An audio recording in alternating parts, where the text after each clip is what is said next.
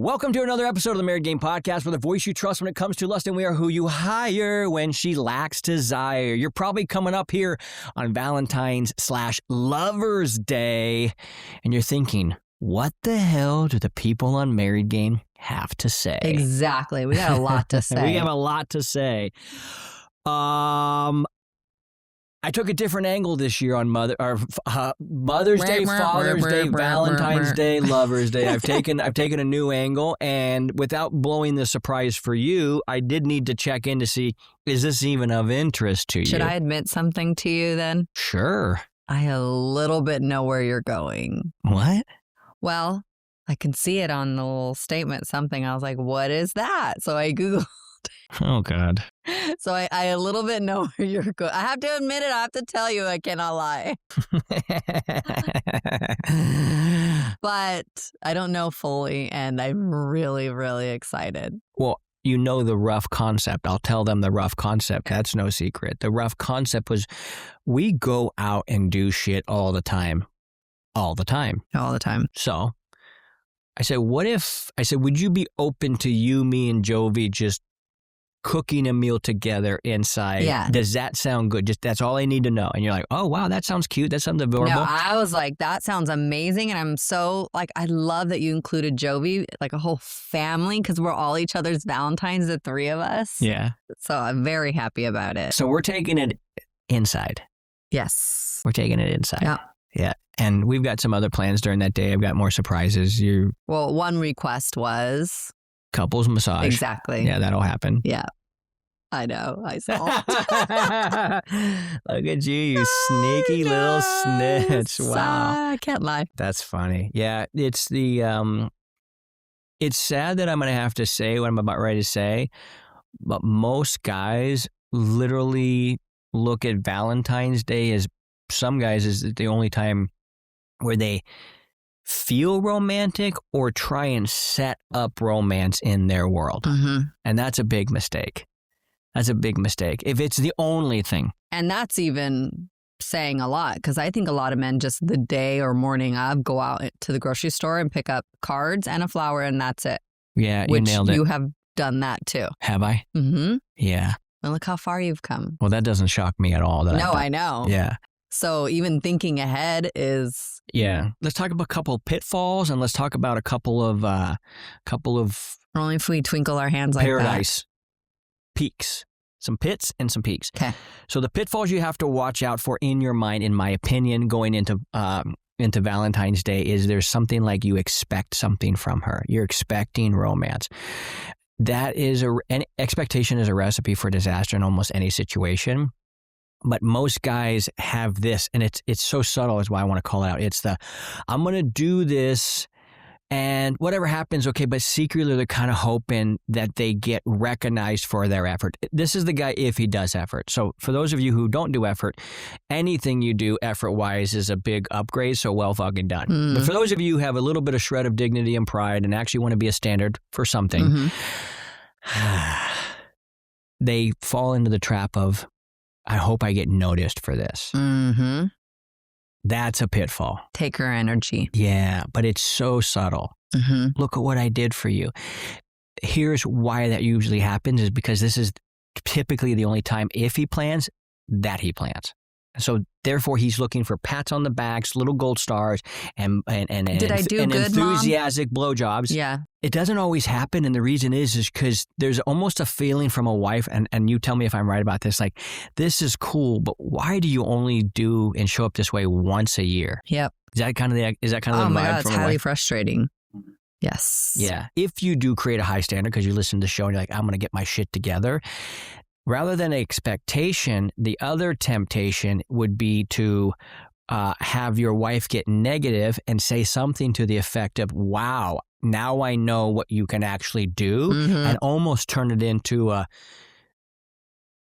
why are you only doing this one day a year? And women will chip their teeth at this shit. For sure. And a guy won't know what to do, and he'll start to be, this is the pitfall. Here's the pitfall.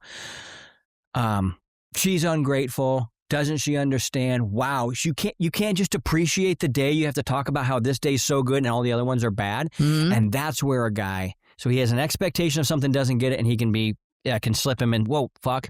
And then this one, it actually is even more dangerous because now he feels like he's defending his pride, and now he feels like he has proof that she's ungrateful. Wow. And those are two very slippery slopes that will put a otherwise could be amazing fucking evening right into the shitter. Mm-hmm. And what it is it's not anything new, but it is a heightened example, a magnification of what their marriage actually is right underneath the magnifying glass. And it's intensified because of the evening. What do you think he should say when she says that? Because guarantee 95% of the world is going to say something like that. Okay. And she's not wrong. That's what he should say. Yeah. You're not wrong. Exactly. Oh my God. You're not wrong. You're not Remember wrong. when I went to Costa Rica with my best friend and we wore matching jerseys and I had everything lined out and I da-da-da-da-da-da. And you did everything. Or when I went to surfing Waco and I had jerseys for my 13 buddies that all went down there and yada, yada, yada, yada. And you said something like this, but I think I was wise enough at the moment to be like, dude, you're not fucking wrong. And it did actually open my eyes. So like Will said, if you can chart your way through some, what is it, South America, Middle America, what, Central America? You can chart your way through Middle America and with every detail planned out. Not only every detail, but we had to deal with the governments for the COVID this and the shot this and the insurance this, all this bullshit. Yeah. And it was before I had any assistant. So it was like actually me doing that shit, which I hate. And then here we are. Yep. So it actually did wake me up when you said that. So I'm telling the guys in advance that when they say that, rather than have your little heart hurt, like, why can't she be appreciative? That's when you lay the defensiveness and you go, there's a couple ones. You're not wrong. Or our classic, I know, right? I know, right? I know, right? Yeah. Shit. Why aren't we doing this more? But here's why he will have a hard time saying that. He already believes she is critical, non-appreciative. This is the thing that actually happens most for more men. They feel like their wife doesn't appreciate them. We have struggled with that in the past. I haven't felt that in such a long time from you. No, absolutely not. But frankly, I think it's because there's a lot of healing I've done on the inside. I have felt, not recently, but I guess the past year, felt like, and I know why. I know the pattern. I felt like, God, you're putting a lot of effort into that. And I feel a little resentment towards the thing. And I'm like, wait. All this hard work that I've been doing, I know it's just because we're not on a good connection level. Like, we need time together. Yeah. So that was that. So I was like, no, let's correct this and not like spiral down and start fighting about every little thing. Yeah. Because that's what will happen. Yeah. Well, it sounds like you had some awareness around yourself in that situation too. And you're like, well, hold on, I want to make sure my side of the street's clean. Yeah. This is the hardest thing for most men. We have had this. I had the experience. We have this happen to us a lot where a guy will come in and before he understands, like before he goes through our modules and can actually see clearly, the thing that pops up the most is she's critical. She doesn't appreciate me. She doesn't show me any effort or energy or enthusiasm. She gives our pets more affection than she gives me. I have felt that from you too. That's pretty funny. Not last night. Thank God. These are the main concerns. There's a couple other ones like I'll take her on a date, but she's not that fun, or she's on her phone, or these types of things. And they all look at it like she needs to grow. She needs help. You know how many times I told you, why don't you grow? Why don't you rise up? Yeah, whatever. A lot. Not even realize me saying that is a fucking indictment against me. Why won't you grow? I don't know, leader. Why won't she? That's the indictment. You have somebody that is your best friend that in essence actually is looking to your leadership in some way, shape, or form. You obviously don't need me to lead you as a woman. You don't need me to lead you you don't need me to lead you actually, period. But you like going where I go.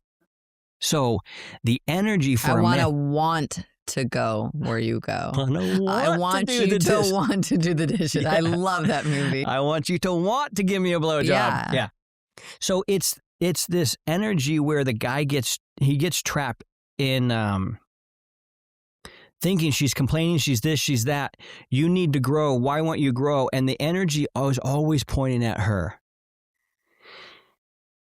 I can tell if a guy understands our concepts or not based on what his complaints about his wife are every single time. Mm-hmm. So another thing that I think a husband should, if they do follow more of that, the man is the leader, I don't even think they understand what that concept means, because most men think leaders are do this, do that, do that. And they think domineering and dominating, as opposed to leadership is one thing, influence. Mm-hmm. Hey, I'm going to go here. Why would you follow me? I want to be next to the guy. I feel fucking amazing around. They go, oh, by the way, he does really cool shit. I'm interested in the same stuff he is. That's what it means, right? Mm-hmm. Ultimately, what it means to be the leader is if something goes down, who does everybody look to? The leader. That's what it means to be the leader. It's not this, you need to submit to me, and if I say blowjobs on Tuesday it is. But this is how guys actually think in their brain. Can I say a Jesus concept, which I have never done? Oh. Right. Okay. It makes me think that he was a leader and people would just start following, and then he'd gather more, and then he didn't tell them, you come follow me, you better do this. He's just walking and more people started following him. Yeah. That's the leader. Yeah. He was so popular, it said they almost crushed him because the crowds pressed in on him. Dude, that you have got to be saying some really great shit for people to be bringing out all their sick and lame and blind, and you're going, what are you saying? Mm-hmm. And then to have the establishment hate you so fucking much, they're like, you got to cut that guy's fucking tongue out. I got a better idea. What? Hang him on the fucking Roman crucifixion. That'll shut him up. And it did. Mm-hmm. Until all of his disciples like, you're not going to believe this motherfucking story, dude. He took 5 fish and turned it into like 5,000. What? What the fuck? His mom made him turn water into wine. That would be my mom. This motherfucker is doing some cool ass shit. Yeah. Yeah. I said a joke the other day. I said, I think Jesus would be rolling around in his grave right now if he saw what the people did in his name. Mm-hmm. And I believe that. Mm-hmm. Okay. So another temptation a man needs to get, I know we got the best segment ever, so I want to get into this, but it's the other temptation for a man to be is, okay, obviously issue 2 came out, but so you guys have to look at this when I read the back. It's the Holy Trinity of Married Game, comes on the back of every comic at mancavecomicbook.com. The first one is, I am the problem, I am the solution. That puts all of the light back on you. Mm-hmm. Okay, instantly. Number 2. Become the most attractive version of you for you. Oh, shit. That also puts the spotlight back on me. Mm-hmm. Never on you. Mm-hmm. 3rd, her response does not dictate my standard. Shit, her response does not dictate my standard. These concepts are what bring a man back into his center to where he can actually go, hey, I will only experience a peaceful life because I'm only going to be offering a peaceful life. Most men are like, I need peace in my life. And they blame their wife for not bringing it. Yep. But yet you're the one settling for it and you're the one putting up with it. And yet most men don't know how to stand up for themselves in like love, in care. And they're creating it. Yeah. So do some planning on Valentine's Day. Mm-hmm. Figure it out. Don't be a dum-dum. Imagine, this is a great frame. You ready? Imagine this is a high client that you've been wooing for years that you want to come into your company to offer your services. Do that. Every fucking business guy knows how to do that. Yep. Yeah, so they do. Do that for your wife. Mm-hmm. And when she starts chipping her teeth that you don't do this very often, say, I know, right? And then when she starts getting upset that, like really pissed off about it, her response does not dictate your standard. That's another thing. When a guy starts talking like, well, but she did this and she did. I was on the phone with a guy. He yells at his wife. And I go, tell me about his yelling at your wife thing. What does that do? She goes, well, I'm really calm until she starts yelling at me. Whoa. I was like, okay, so you're going to need to learn some of this stuff because her response does not dictate my standard, period, end of discussion. So these concepts are so, the reason I call them the Holy Trinity of Married Game is because they're so fucking primal. Mm-hmm. And they're immutable frames. You can't fuck with them.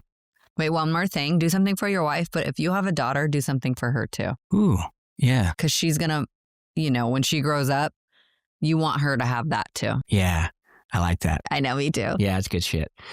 And not for nothing, treat every weekend like Valentine's Day, and you'll be getting everything you want on the rooftop in the hot tub in the moonlight. Here we go. Here Ready we for go. another episode, another segment in the episode. We're doing something a little different today. Instead of giving Valentine's Day advice or date ideas, which we just did, I'm going to bring up things men commonly do, things most guys never stop to question and ask why they work or why they fail long term. I'll ask the question. Jesse will explain how that choice actually lands from a woman's perspective, and then we'll break down what that behavior teaches the relationship over time. This isn't about getting Valentine's Day right. It's about not teaching your marriage the wrong lesson. Oh, and here are some fun facts about Valentine's Day. You ready for some fun facts about Valentine's Day? Mm-hmm. It's one of the most emotionally loaded small days of the year. Psychologists consistently note that Valentine's Day acts as an amplifier. It doesn't create relationship problems. It exposes what's already there. Ooh, I love that. Yeah, producer Jordan with some fire on that one. Romance got added by poets, not religion. Valentine's Day became associated with love largely because medieval writers linked it to the idea that birds began mating in mid-February. Romance comes from storytelling, not scripture. Nice. Chocolate became a Valentine staple because it was believed to increase desire.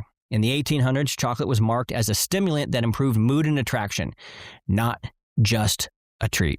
That's cute. Lots of facts. Mm-hmm. I'll take oysters over chocolate any day. Also known for its aphrodisiac That's what I'm effects. saying. All right, here we go. What is a simple date done right, Jesse? I'm going to say one we did a few years ago, which I love. Are you thinking just Valentine's Day or just any date?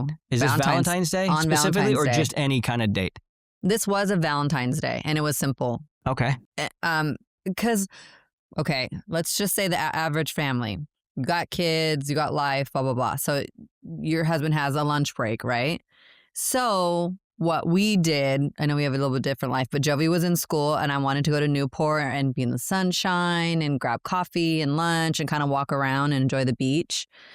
And I just thought that special time, like I still remember it. We just had such a good time. It just was calm and wonderful. You just get to talk. So I really liked that. So for like the average family with kids and then I like to include Jovi in our Valentine's Day separately too. So I like to do a little like two. Yeah. So yeah, that you're saying that you like to add Jovi. I think some guys when they hear that, it's like, oh man, that's my special love. This might be the only day I get the fucking lingerie. You know what I mean? And so they're kind of like wondering why. But that's a man who, I don't want to say sex starved, but he's drier in that department. yeah, And so he's looking for this big day to be like the trip to Disneyland. And because he's not having game throughout the rest of the year, there's so much pressure on that day. I know. But for a woman, when you include Jovi in our, not all of our dates, but sometimes it makes me feel more loving towards you. Duh. Yeah. And then you'll get some. Yeah. I'm going to get some either way, but we're going to get extra some. You know what I'm saying. Yeah, here we go. You ready? Yes. Number 2. What do women actually hope Valentine's Day represents, even if they'd never say it out loud? A lot of women like gifts, but they just want to be noticed. They want to feel a little romance, a little something extra than the norm. Give me a couple examples of what that might just be. Like a massage. Okay. If a husband just says, I'm taking the kids for an hour and I set you up a massage, that would be amazing. That would be so good. So They just want a little extra than the norm. They want to step out of momhood. They want to just be pampered, loved, and noticed a little bit. Beautiful. Mm-hmm. Number 3, how does a little intentional risk actually create desire? Because you guys have to team up. It's like you two, the risk against you two. It's like kind of when you travel, it's like you two together. It's you two against the world kind of feeling. Yeah. So it creates a bond. Yeah. I like that. Yeah, I think that a little intentional risk creates desire. Yeah. Yeah, I agree with that. Mm-hmm. What gives a gift emotional weight beyond its price? If it's something that they've said that they've been wanting and you heard, It's like, oh, you heard me and I've been wanting this for so long. Yeah. Like that. What's up with women? They don't want to ask for something. They just want their guy to just know. Read my mind. It's the anticipation that I see you so much. I know you're about ready to go do that thing, and I got this for you because I know you feel really seen. Yeah. Yeah. Guys no. Guys like that too. That's what I was going to say. They do? Well, I think everybody likes to be noticed. Everybody likes to be appreciated. I think that's why most people's favorite day is their birthday. Because everybody makes them feel special. Mm-hmm. They feel noticed. I like Christmas because I like giving gifts too. Yeah, but you really like your birthday. Yeah. Number 5, why does trying to perform romance often miss the mark? Because you're not doing it all year long. Yeah. And it probably has a little stench of expectation. Mm-hmm.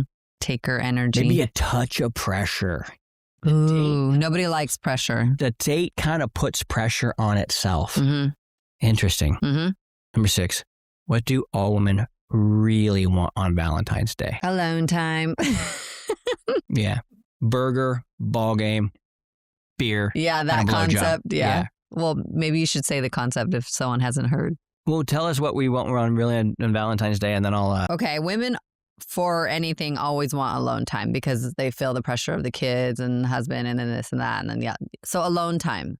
Like if you got me a hotel room and I spent an alone time there, took a bath, like, did all the things, face mask, all the things I wanted to, got a massage, blah, blah, blah. Like that would be wonderful. I think if you're connecting with your husband during Valentine's Day, like you do want to spend time with him, but ultimately the alone time is like what women want. But for Valentine's Day, I don't want to spend it alone. I want to spend it with you. Yeah. I just got to go to a Valentine's Day when we do it next year. But like, send you to a hotel for the day. Mm. Enjoy yourself. And I'm like, I'll meet you up later. Exactly. Oh my God, that would be perfect. Yeah, she's all just in her feminine, just all doing her thing. Well, relaxed. Yeah. Just relaxed. That's a great idea. I get my hair cut right over here. And I notice the guys, they all come in, they fall in love with these ladies cutting the hair. And I was talking to my gal about it today. And I said, do you know what it is? She's like, what? I said, most of these men have never felt positive female affection in a really, really long time. They're cutting their hair. They're literally grooming this man. And listening to them. Listening. And then saying, oh, well, this looks good. Like they're doing their thing. And most men have never experienced that. And they're not. And if they even, a lot of married men have not experienced that. Mm-hmm.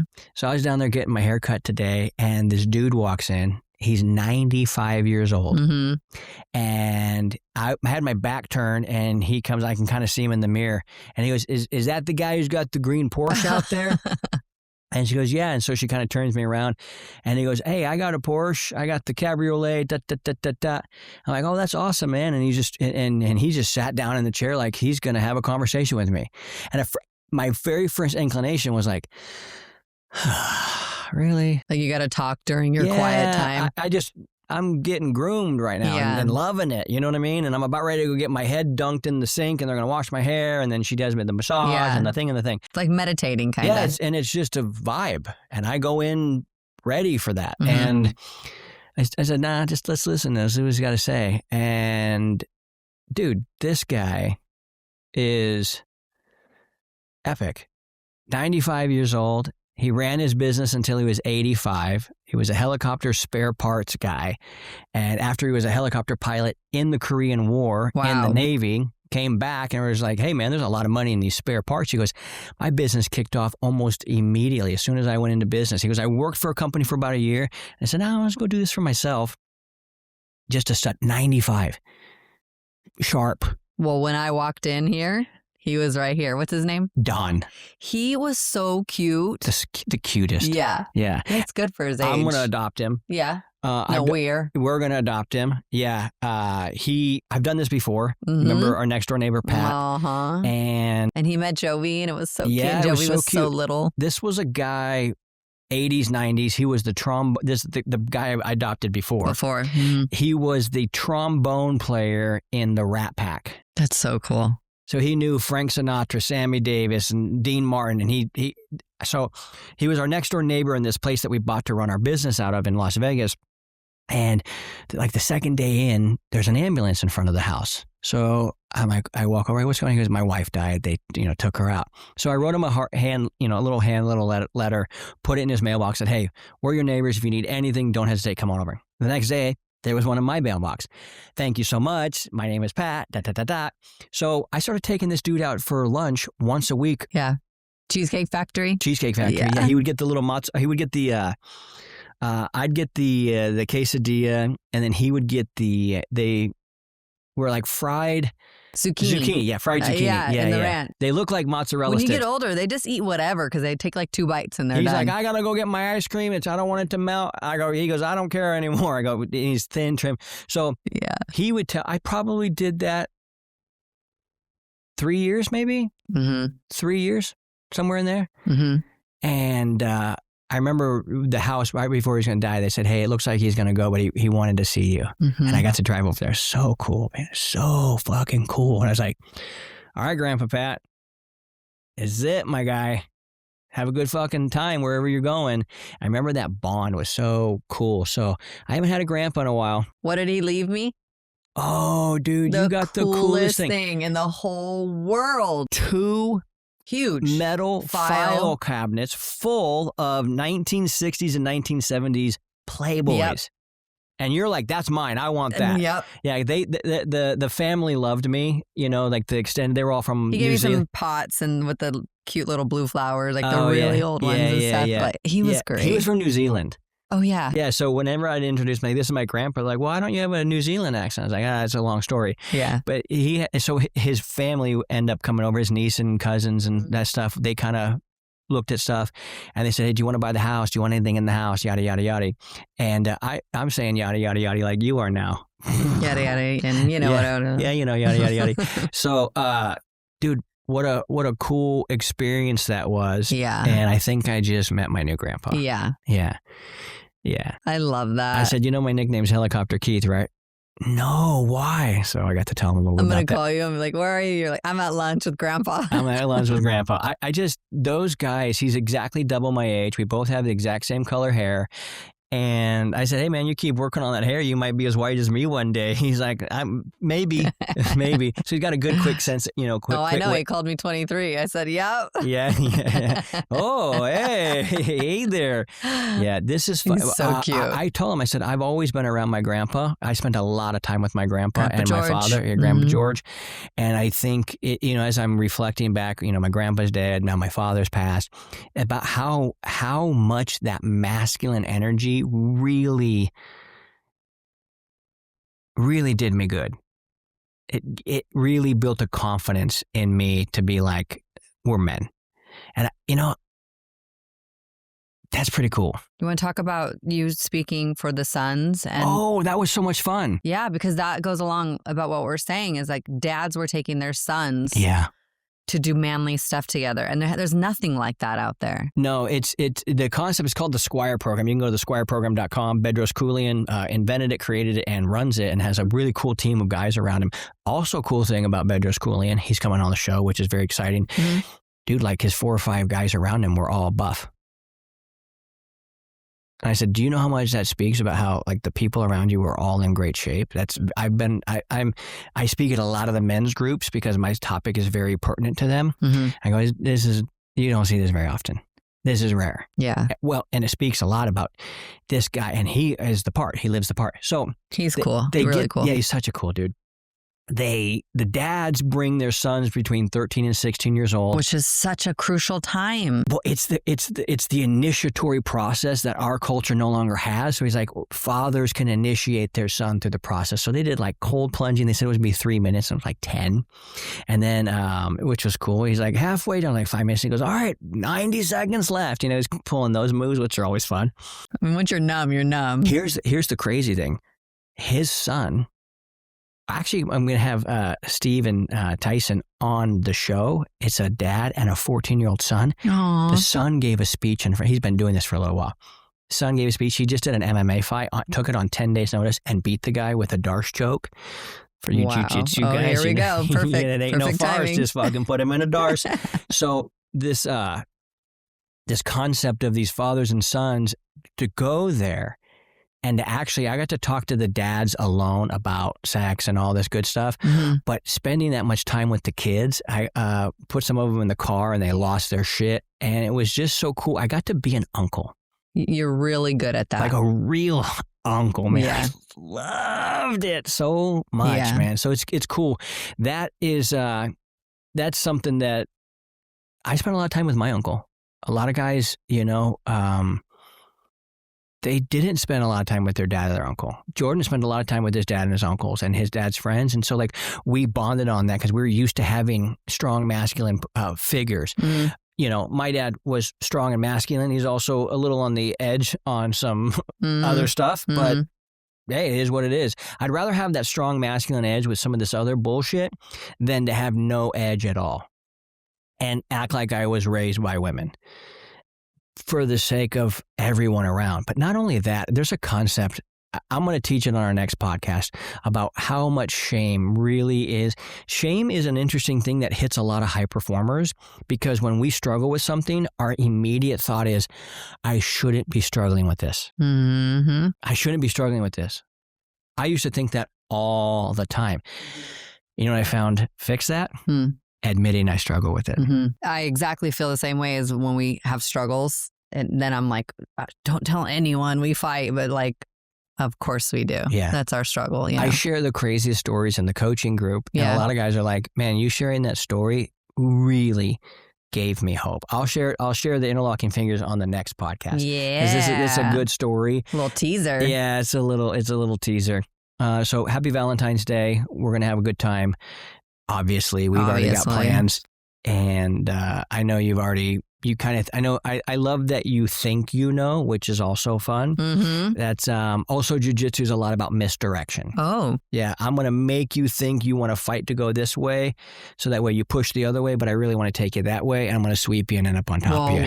How about next podcast, I'll say if I was right or wrong. Well, looky here. You're trying to redo the Christmas exactly. podcast? Oh my God, I have another funny story I want to tell you. Okay, this is a funny story. Okay. The same guy in the gym that was naked that says you're amazing, who also says you need to be starting your own coaching program for women, which he's not wrong, he was like, he shared this really fun story about he and his wife or girlfriend were out at a small little hotel gym. And there was another lady there that was on the treadmill for about an hour.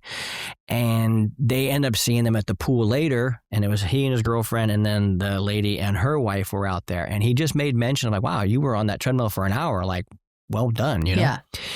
And he goes, I got a little bit of trouble with the girlfriend. I was just being disrespectful. I go, wait, what?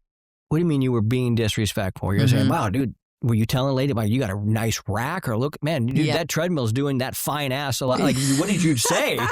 He goes, no, I just said like I noticed you in there, whatever. And I go, her husband was there? Yeah. And he goes, yeah, my girlfriend got really mad. And I go, tell me more. And he's starting to tell me more. And I'm like, this is how men give their power away. Yep. You talking to a girl in front of a girl, just being friendly is not disrespectful. But she had got him to believe that. Mm-hmm. And because he didn't have any other men around him going, what the fuck are you talking about? There's nothing to, and if you say something disrespectful, that's disrespectful. Talking to another human being is not disrespectful. And I'm like, this is how men start giving their power away. And they start looking like, am I allowed to talk to this person? Mm-hmm. Could you imagine? No. Being with a man that's like, can I talk to this person? Nope. That's not a leader. And men have been shamed. Next episode, we'll get deep into shame.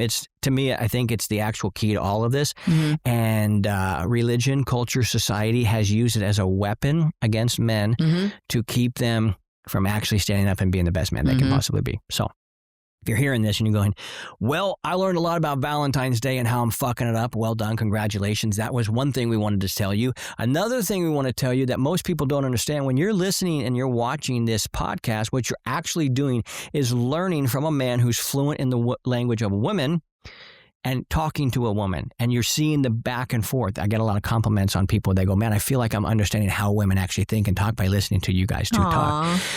Third, when you see her busting my balls and saying shit and you see how it rolls off my back, it's because there's been a lot of inner healing that's been done. And I'm clowning on myself just as much as she is because I know some of the stuff I do is really stupid. Wait till you hear next week's story about a white belt move I pulled off, even though I'm the black belt in this group. So if you're struggling, just know that the same thing you're going through, I still go through on the same basis. I'm just handling it a different way than you. There's a skill. You are not dumb, but you are blind. And that's a big fucking difference. Dum-dums don't understand 2 + 2 = 4. Blind men don't even know what the fuck 2 + 2 = 4 even means. They can't see it. So, that being said, there is hope for you. I know you feel at your last hope. In fact, I know that inside your heart, you actually believe you married the wrong woman, that she needs to change, she needs to rise up, and she needs to work on herself. You know why I know that? Because I used to feel all those things until I realized I needed to flip the switch and go, wait a second. If I'm the leader in this group, how have I helped her grow? How have I helped her rise? How have I helped her lead herself to the freedom that she is wanting to experience as well?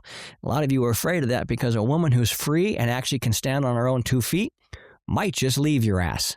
And that might be the best thing that ever happened to you, because that was the best thing that happened to me when this lady said, hey, my guy, it was real. It was fun, but no longer is it real fun. So blessings on you. I'm out of here. It took me going through that and having to look in the mirror and go, because most of you guys are like, she's a this, she's a that. She won't kiss me. She won't hug me. She won't love me. She won't fuck me. She won't. And you're all over in she won't land. But you haven't paused to ask, why? Why won't she do those things? She used to do them, now she won't. Why? I know your first temptation is to think, because she's changed. It couldn't possibly be you. Well, I'm here to be that wake-up call to go, it's 100% you, until you prove it's not. But 95% of you, it is you.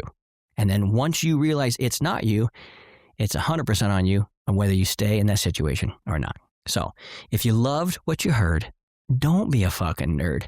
Spread the word, which means spread it. I was going to say spread it, which means send it to one of your friends and go, hey, I think you might want to hear this. In fact, send it to as many friends as you can and go, you're going to want to hear this before Valentine's Day. It's going to help you get your dick just a little wetter.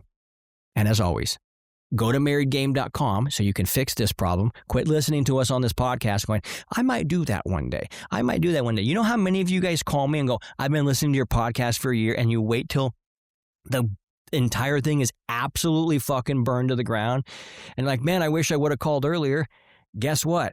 You can do that now. Go to marriedgame.com right now, book a call, and it's either myself or one of my friends will have a conversation with you, showing you how to fix this so you can no longer be in the prison of a horrible fucking marriage that you have created. With that being said, keep crushing it, because that shit is contagious.